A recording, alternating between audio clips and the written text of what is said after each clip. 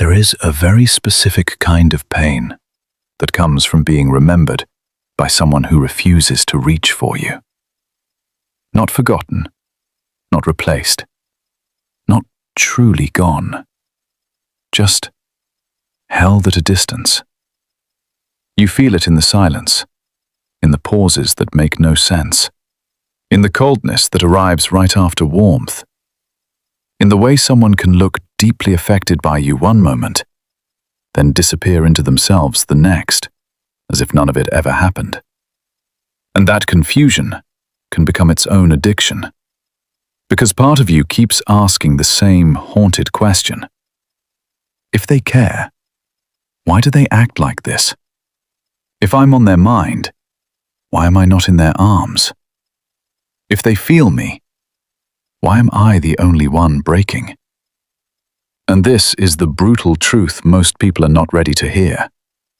If an avoidant is thinking about you every day, that does not automatically mean they are moving closer to you. Sometimes it means the opposite. Sometimes thinking about you daily is exactly what makes them retreat, because you are no longer just a person to them. You are a trigger, a mirror, a nervous system event. You represent longing, exposure, dependency, loss of control. You awaken needs they were trained to bury so deeply that even tenderness feels dangerous in their body. So while you are sitting there, interpreting silence as indifference, they may be living inside a private storm with your name on it. And if you understand that, really understand it, everything changes. Because then you stop begging for proof in the wrong language. Avoidant attachment is not the absence of feeling. It is the fear of what feeling demands. It is what happens when closeness gets wired to danger. When love becomes linked with engulfment, pressure, disappointment, obligation, or shame. Their mind may want connection, but their nervous system learned a different lesson long ago. Closeness costs too much. So when they start thinking about you constantly, it doesn't flood them with peace.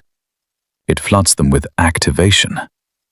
The amygdala, the part of the brain that scans for threat, does not always know the difference between being chased by danger and being pulled into intimacy you cannot control. To an avoidant nervous system, emotional closeness can light up the same internal alarms. Their cortisol rises, their chest tightens, their thoughts speed up. They feel the pull toward you and the reflex to escape at the exact same time. That contradiction is exhausting. And that is why someone can miss you deeply while becoming harder to reach. They didn't stop caring. They felt overwhelmed. That's the part most people miss. They think distance means absence of emotion, when in many cases it means too much emotion with nowhere safe to go. The avoidant isn't always calm. They just look calm. Underneath, their body may be doing everything it can to shut down what feels too intense to regulate. And if they are thinking about you daily, 5 invisible things are usually unfolding inside them, even if they never say a word. The first is that they are reliving your emotional impact in private. Not publicly, never dramatically. Not in the way anxious people do, where the feeling spills everywhere. With avoidance, it happens behind the face, behind the delayed reply, behind the "I've just been busy," behind the casual tone that hides a body that is absolutely not casual.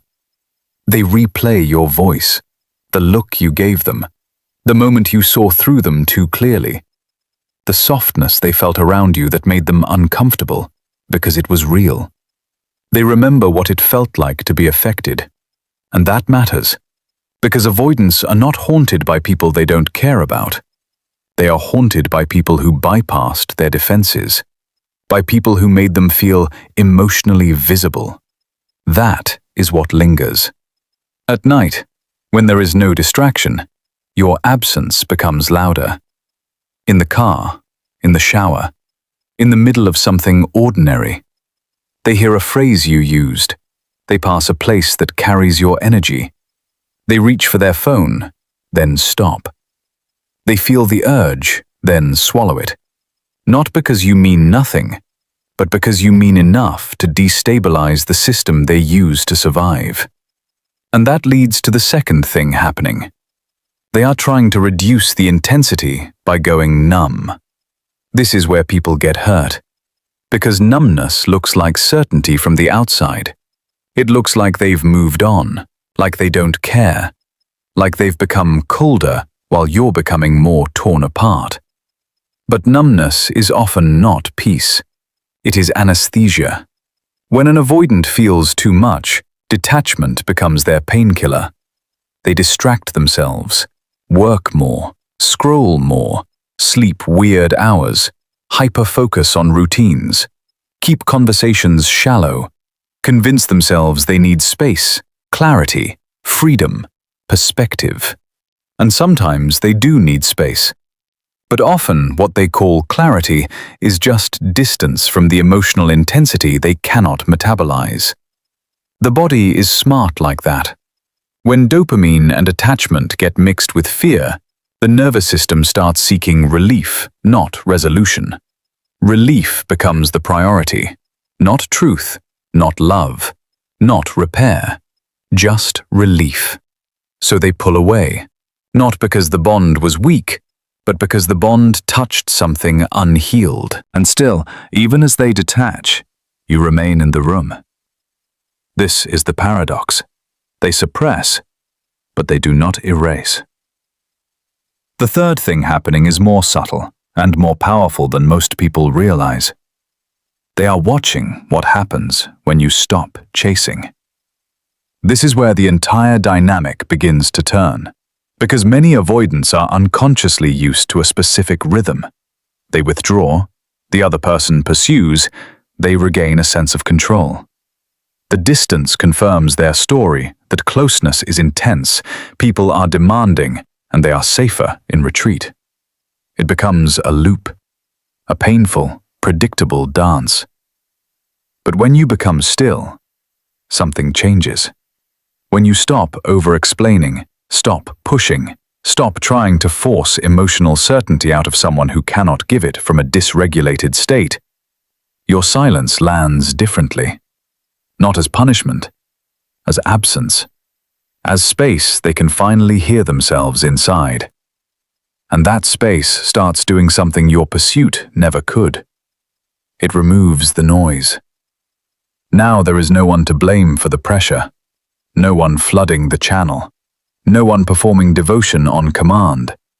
Just them, their thoughts, and the sudden realization that your energy is no longer circling them.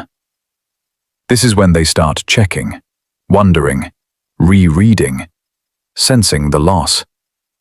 Not always consciously at first.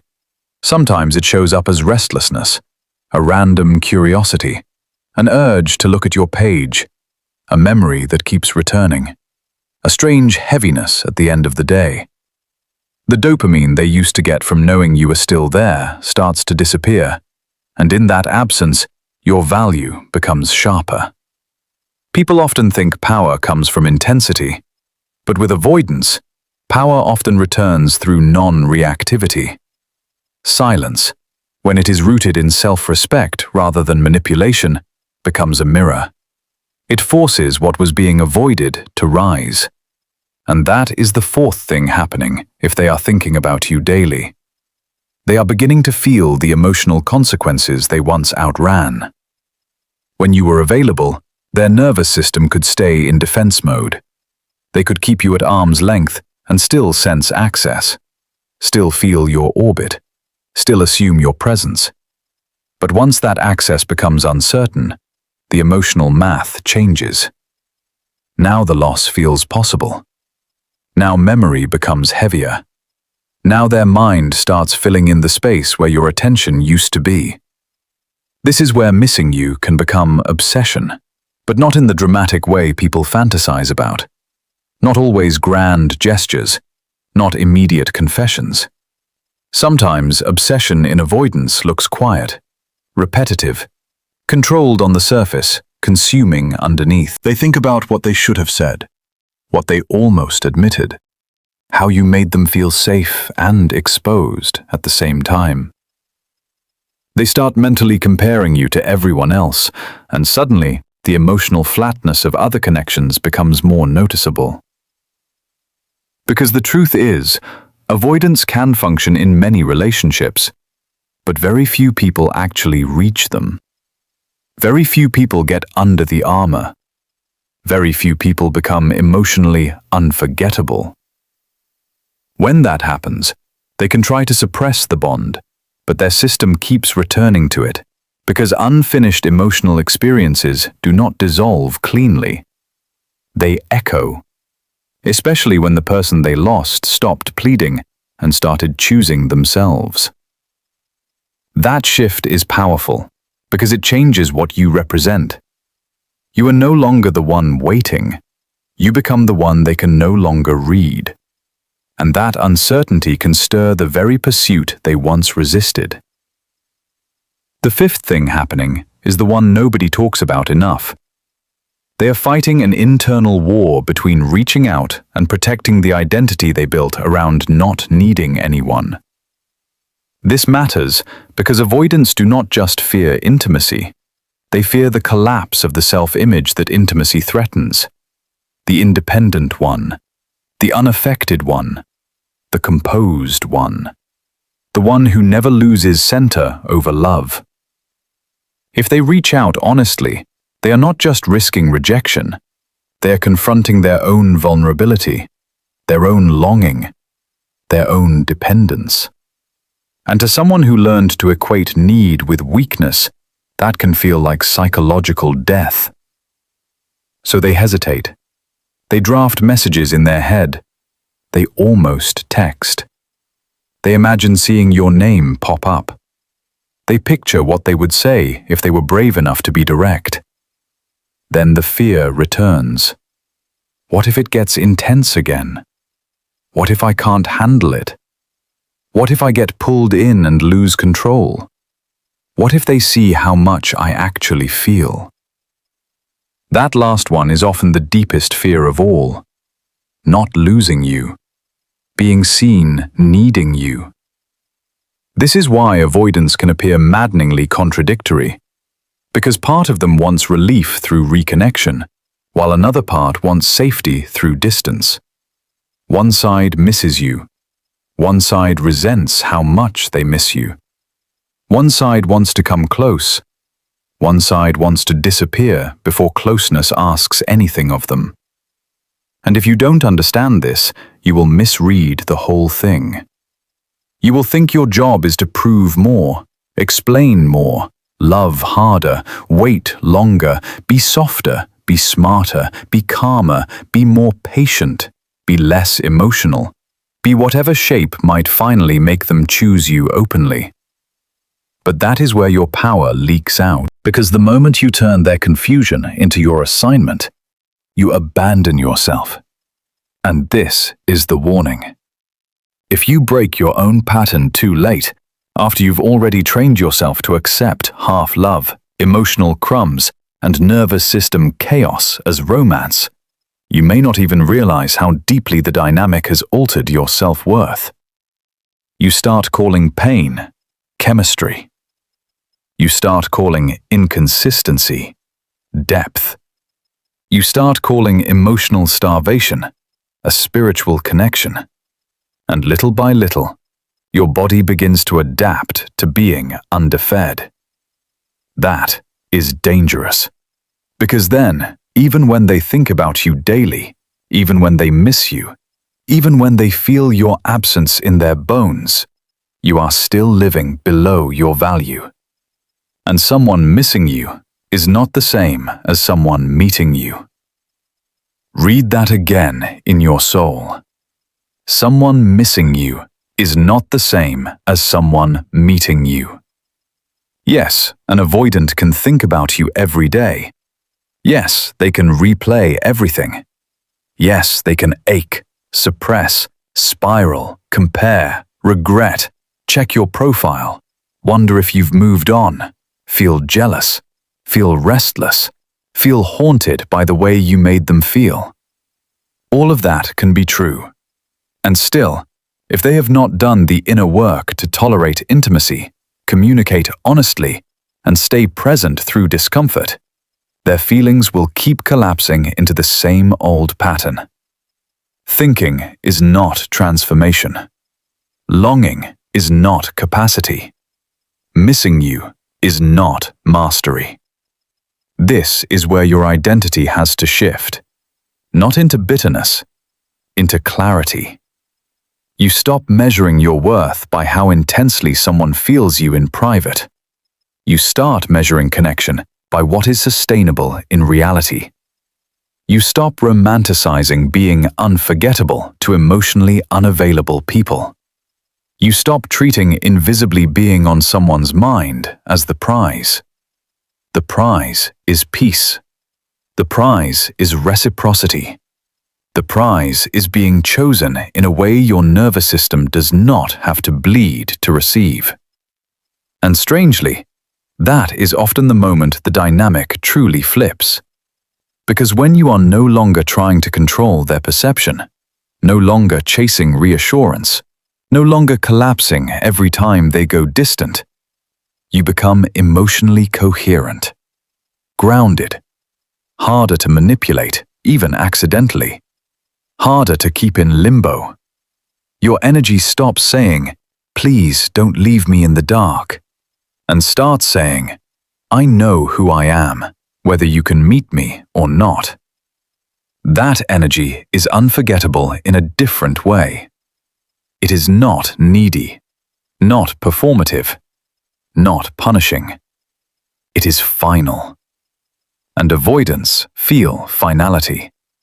They feel when the door is no longer emotionally propped open by your pain. They feel when your silence is no longer a strategy to get them back, but a consequence of you returning to yourself. That is when the missing sharpens. That is when the fantasy of losing you becomes real. That is when the control they once felt starts slipping. And yes, sometimes that is when they come forward. Sometimes they do start chasing. Sometimes they message. Sometimes they confess in fragments. Sometimes they circle back with more softness than before, because the distance finally allowed them to feel what they kept outrunning. But whether they do or not can no longer be the center of your life. That is the final transformation. You were never meant to build your identity around being deeply felt by someone who is emotionally split. You were meant to become someone who no longer confuses being desired with being safe. Someone who no longer interprets silence as a reflection of their value. Someone who understands that another person's shutdown is information, not a verdict. Someone who can hold compassion without self-abandonment. Someone who can say, with a steady heart, "I believe you felt me. I believe I mattered. And I also believe that what I deserve is more than being secretly unforgettable." That is power. Not making them obsess, not making them regret, not becoming the lesson they learn too late. Real power is becoming so rooted in your own worth that even if they think about you every single day, you no longer need their internal chaos to validate your external truth. You know what you brought. You know what they felt. You know why they ran. And you know that your life does not begin at the moment someone emotionally unavailable finally gathers the courage to love you properly. It begins the moment you stop waiting at the edge of their fear and step fully back into your own. Let them think about you. Let them feel the silence. Let them face the mirror of what they lost, or almost lost, or were too afraid to hold. But you do not shrink yourself into a question mark just because someone else is conflicted. You do not measure your beauty by their bravery. You do not sit in emotional winter, begging someone else's nervous system to make room for spring. You become the warmth. You become the certainty. You become the home they could not yet build inside themselves. And whether they return or not, whether they finally speak or stay trapped in their own defenses, one truth remains untouched. You are not powerful because an avoidant can't stop thinking about you. You are powerful because you finally stopped needing that to mean you should wait.